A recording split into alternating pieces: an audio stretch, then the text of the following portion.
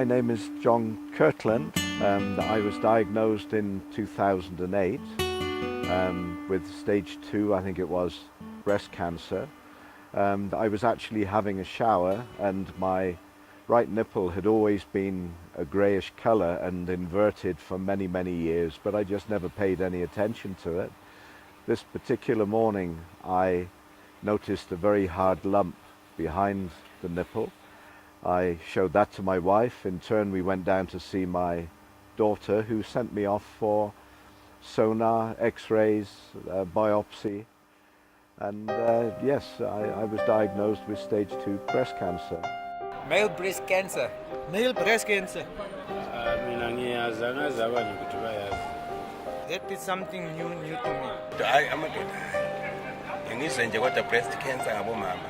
Actually, it's the first time I hear about it. It's very useful to be here and talk about something that's not female breast cancer but male breast cancer. Male breast cancer is far less common than female breast cancer. It accounts for about 1% of female breast cancers.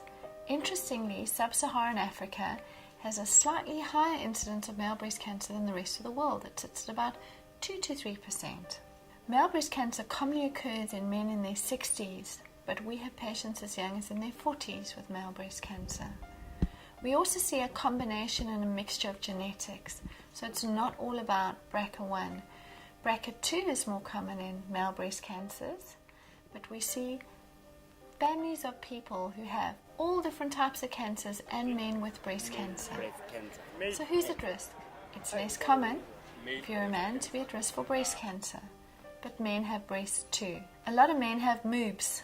So a variety of things cause gynecomastia, male breast development, such as anabolic steroids, being overweight, marijuana, stress. Also, we see it in young men, stonies, and we see it in men as they get older. Albert Malefane and Patrick Sibisi are visiting Mill Park Hospital for their checkup. Before I was diagnosed with cancer in 2009, I first started having ankle pains.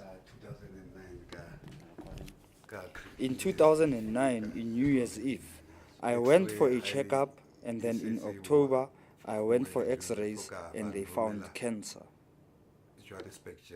Last year, I went to Helen Joseph's and I was referred to Joburg Gen, and they told me the cancer has reoccurred.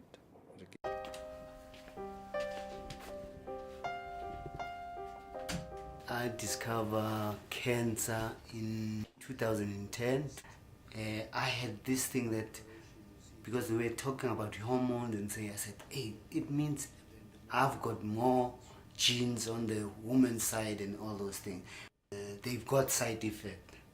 They make you dizzy, sometimes they make you you lose your libido, yes. You lose that thing, but it's fine. As long as that person understands you, it's fine. What impact it had on my wife, on my family, I don't think I really appreciated the full impact until probably towards the end. Unfortunately, you had to go on to tamoxifen, which is a lady's drug, and heaven help us, it was something else. I can only say. And due to that, he had the most horrendous mood swings. Never raises his voice, never gets cross. All the years we've been married, never ever does he get cross. And now we had someone who barked at you, say something, boof, and he came.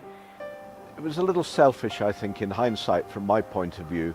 I was too concerned in me and where I was going and not perhaps the impact it had on other people. Yes, that was, I think, all part of the treatment. It's gone, it's over. Family life has returned to normal again, and fortunately I seem to be on the right road as well.